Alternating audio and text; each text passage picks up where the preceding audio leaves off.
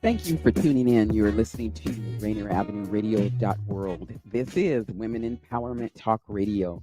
And I'm your host, Carmel Bias. Oh, we are in the studio once again on a beautiful day here located in Seattle, Washington. And we are with our guest, Mr. DeiMarlon Scisney, CEO of HOP Technical Designs here. Hey, DeiMarlon, how are you doing this morning? I'm doing well. How are you? Awesome, awesome, good. Glad to have you on the show. Before we jump into the interview this afternoon, want to go ahead and give some announcements as I normally do, letting y'all know about the work it is that we are doing here. Women in Business Expo Group. First of all, I want to let y'all know the website is up. Things are going great. To learn more about the organization, you can definitely check out that website. It's www.wibeg.biz. This is where you can find our small business directory, also information about upcoming events, kind of what's going on here, in the Seattle area. Also, too, there's that opportunity for small business owners. If you have a product and or service, you can definitely get your product or service up on the website there. Another opportunity to create an avenue of revenue for yourself there. So you can definitely go to that website, check out the work it is that we've been doing and put together on that website. Again, it's www.wibeg.biz. So go ahead and check that out. You can also find more information on our Facebook page, Women in Business Expo Group. Also, I want to give an update too about our youth entrepreneurship program. So we are doing great work here in the Seattle area. Our youth entrepreneurship program has definitely launched. We've been working with Echo Glen Youth Detention Center for the last 2 years, putting together workshops, information, resources, support for those young people there at Echo Glen, to help them hopefully make a different career path change. We want to be that bridge, that the bridge there to bridge that gap for them. And again, provide the resources and support it is that the young people need. Many may not have a way, but we're definitely a way for them. So we have continued on our second year at Echo Glen. We're super excited about this. We have already completed workshops number 1, 2, and 3, and we are looking forward to workshop number 4. This one here is our community resource workshop, and this is where we bring in the community here, y'all. So if you are a business owner, a agency, maybe a school, it is that offers that resource and support for young people, it is to just help and support them. We would love to have you be part of our workshops here it is that we're doing, and talk to the young people, let them know about the work it is that you're doing, and that just because maybe it is that you've made a bad choice along the way doesn't mean the end of the road for you. So again, for those of you that are out there that are looking for maybe speaking opportunities to the young people, provide resources and support for them to make that transition. We would love to have you take part in one of our upcoming workshops here. So again, that email it is that you can contact us. It's Women in Business Expo Group at Yahoo. Again, you can take a look at our Facebook page, and see the opportunities it is that we have. We're loving to connect our community here, and again, bridge that gap for the young people it is who may be transitioning out. So again, if you offer maybe some services, transitional housing, clothing banks, cosmetology school. Oh, this one coming up, workshop number 4. We do have, give a shout out to Jean Morez, Jurassic Ink Tattoo. Also, too, Seattle Fashion Academy is going to be involved. So, a lot of opportunity for us that are in the community that are doing the work to support the kids here that are transitioning out. So, again, that email address is Women in Business Expo Group at yahoo.com. And again, you can take a look at the Facebook page, Women in Business Expo Group, and find out about the work it is that we are doing. So, what I want to go ahead and do now is again introduce our guest, Mr.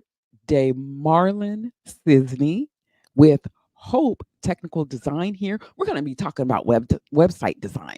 And this is something it is that small business owners definitely need. He's going to share his journey, his expertise, information, resources, everything else. So we'll go ahead and dive right in. Mr. Scisney, why don't you go ahead and let our listeners know a little bit more about yourself?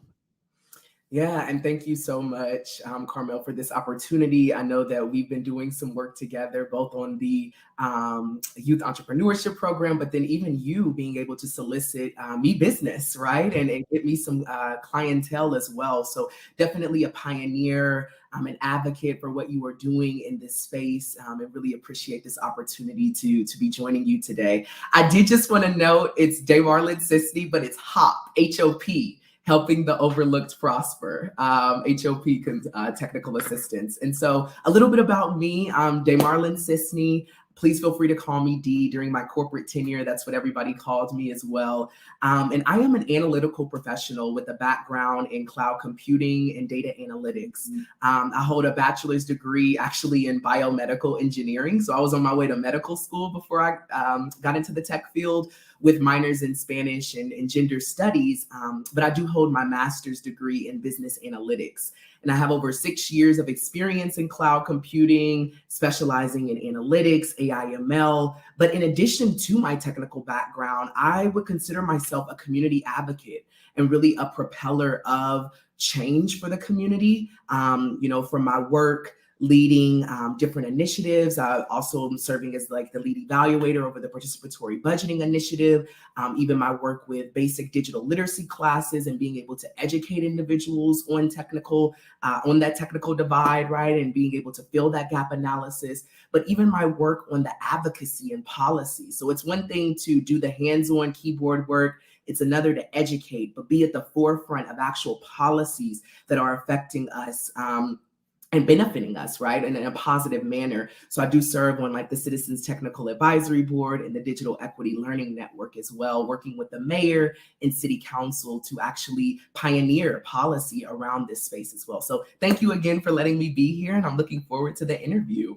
Yes, yes. Well, no, again, we are glad to have you on the show. You're going to bring a bright light here, to the IT industry and the work it is that you do. I think a lot of us as business owners, we think website and, advertising, getting the word out about the business, but you are more behind the scenes. And as you said, that analytical part of it. Y'all, D here, he's super technical. Okay. Yes. Awesome. Well, why don't you go ahead, let our listeners know, what was your inspiration behind taking part in the IT industry? What was that spark that got you into this industry? Yeah, so my inspiration to enter the IT industry was really driven by a passion for leveraging data-driven insights and technology to really drive business growth and actionable insights. So what do I mean by that? It's one thing to hold data and it's another thing to action upon it, right? And so I was actually at AWS before I started my own company for about 4.5 years. And why I chose to leave was because I launched a $30 million program called the Minority Partner Initiative. And so we understood that there was about 127,000 partners within the partner network, but no information on how diverse they were, right, as it relates to those individuals working with our clients. And so we didn't have demographic data to better suit our clients. And so based on the data that I was able to collect, I launched the Minority Partner Initiative. And so with my technical background and kind of getting into my own company, I really saw the immense potential for technology to address various challenges faced by businesses and communities.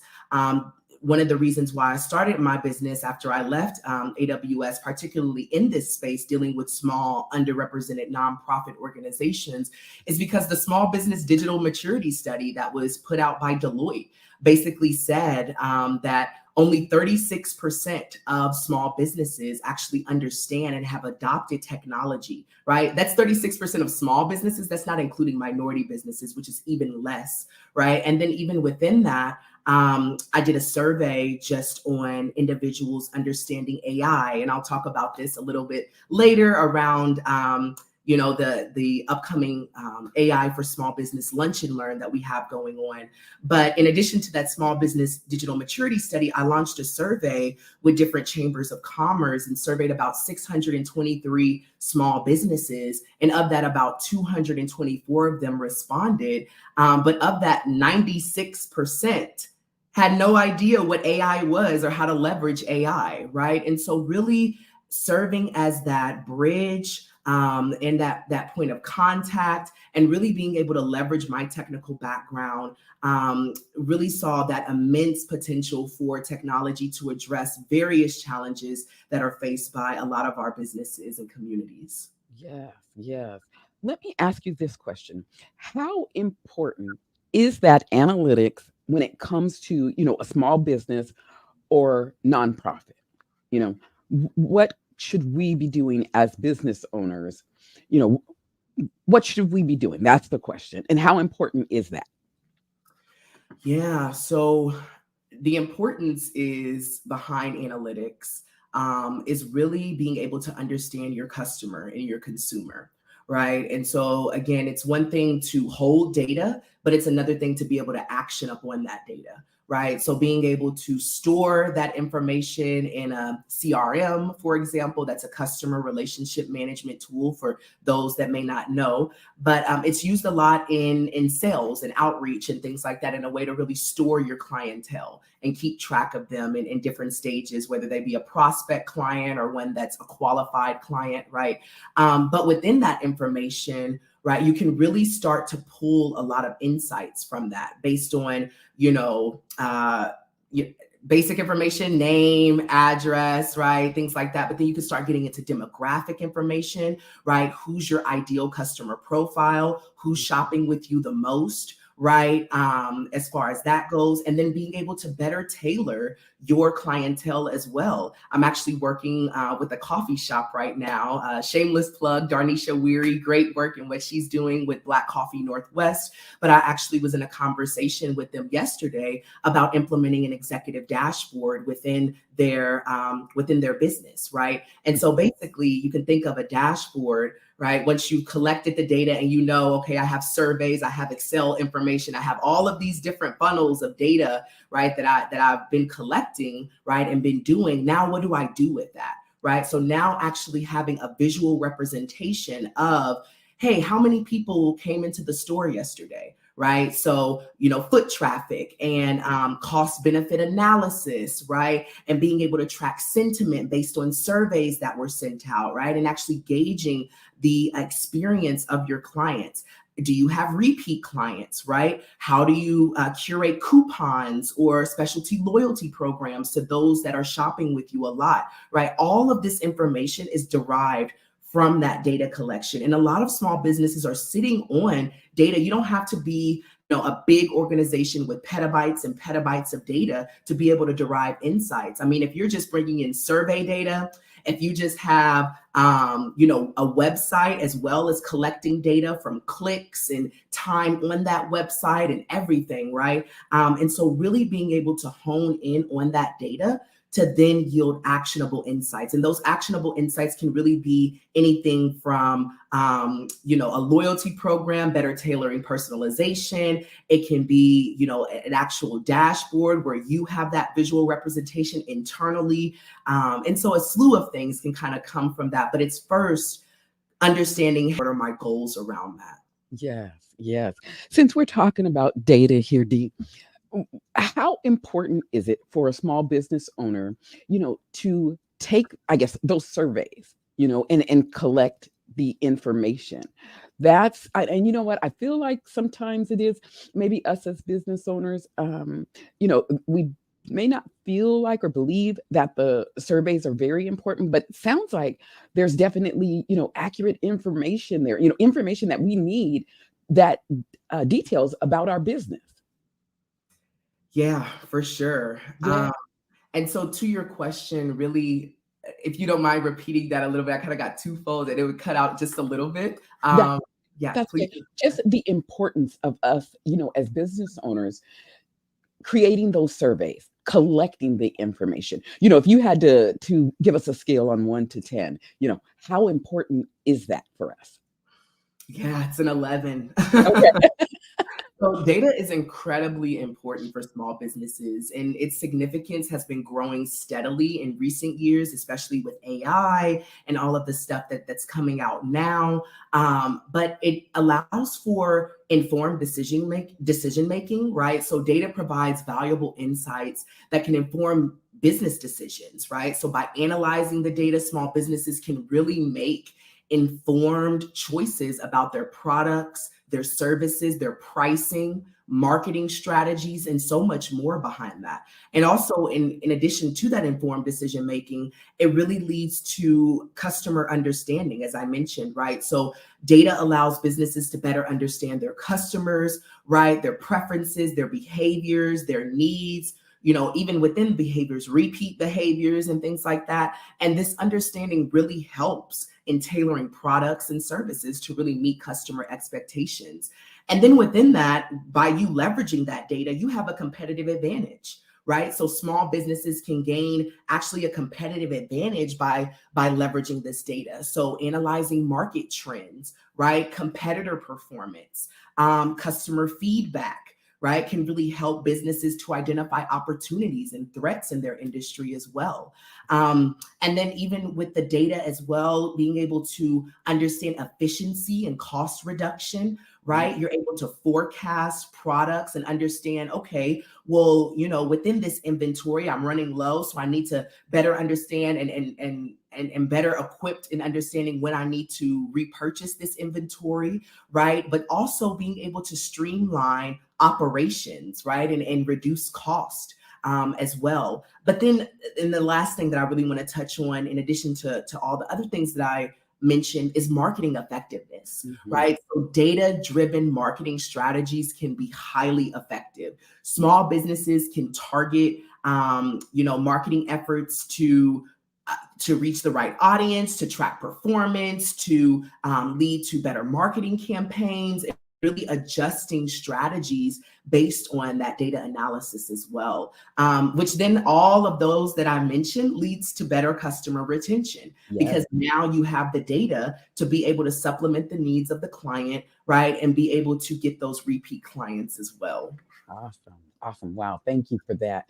The you know it just brings me to the thought of, we as business owners, we definitely have to, take a look at those analytics, because it tells us so much about our business, and the work it is that we're doing. So we definitely want to encourage those out there, start to look at those analytics, start to take the surveys, and do the work, because it's going to explain so much more about your business.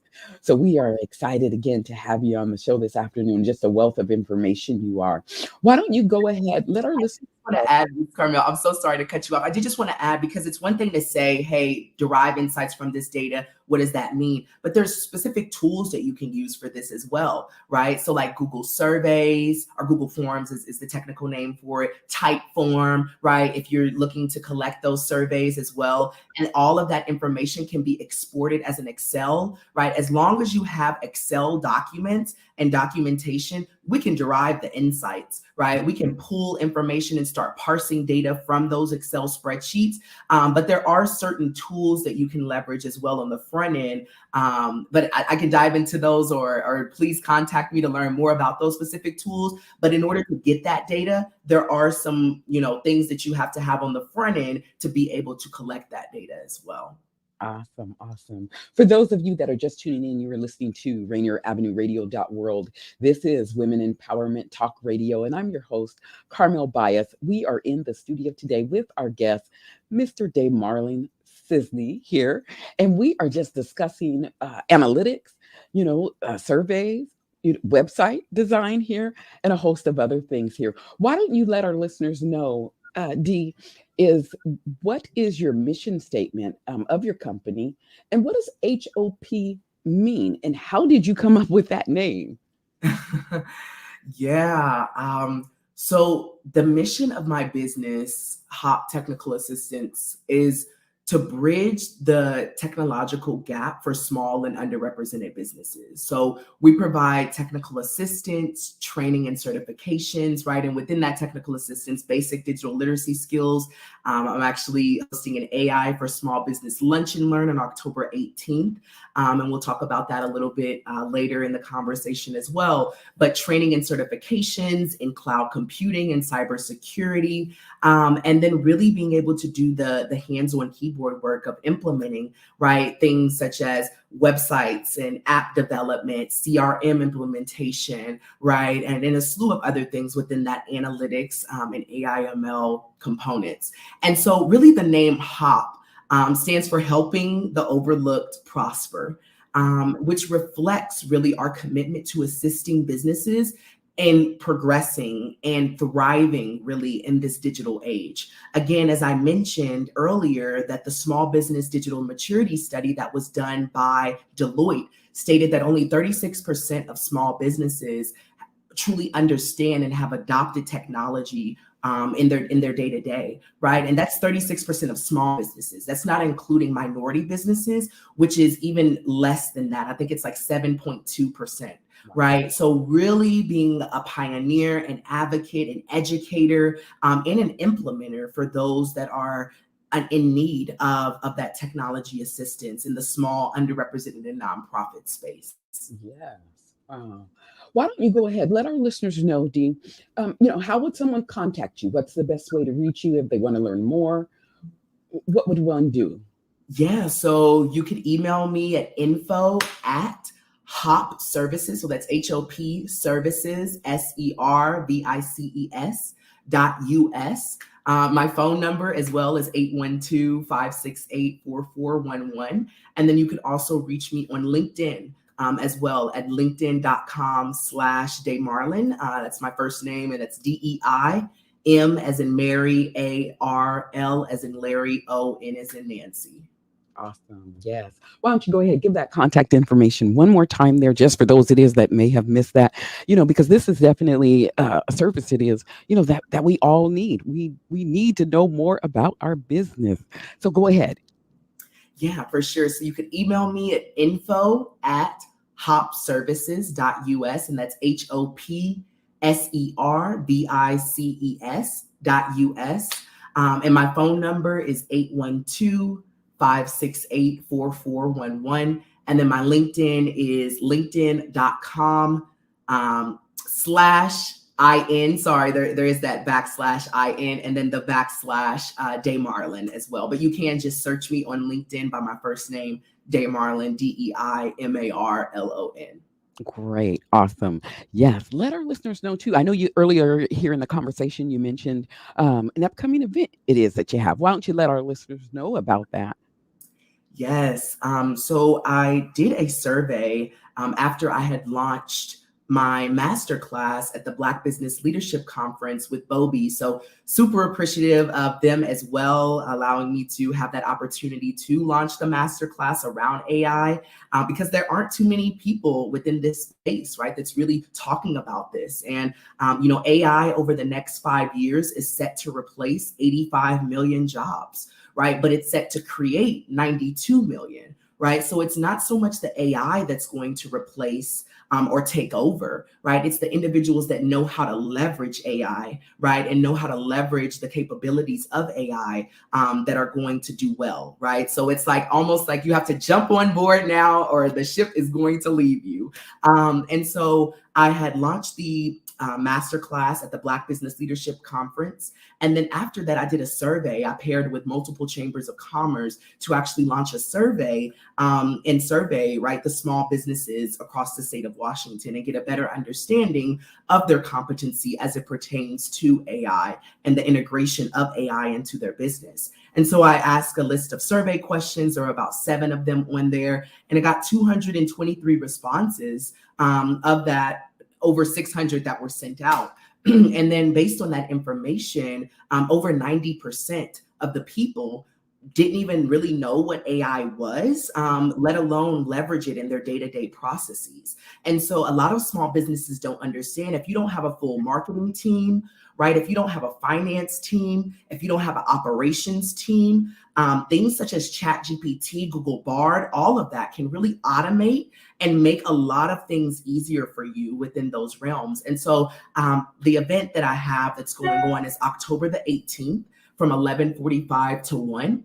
And it's our AI for Small Business Lunch and Learn. And so within that, we're going to, the whole premise of that is for me to bring together these small businesses. And we already have about 67 registrants, small businesses. So please sign up. And so within that, to get a better understanding of the pain points, the needs of the small businesses as it pertains to their day-to-day processes. And then after this lunch and learn section, actually launching a 3-part masterclass series that's tailored to the needs of those individuals that participated in that session. So do you need a deeper dive into how to leverage AI for financial statements, for itemized budgeting, for forecasting or whatever that may be on the finance side?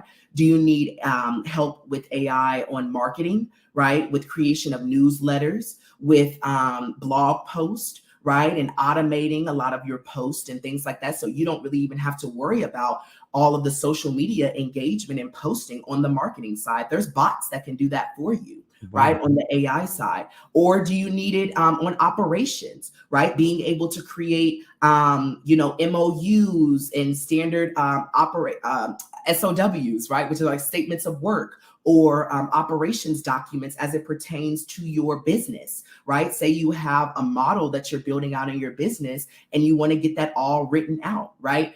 These types of tools can help you save so much time on the front end, but also automate a lot of the processes as well. So what took you normally, 10, 20, 30 hours to do is now taking you a fraction of that time with AI. So please tune in.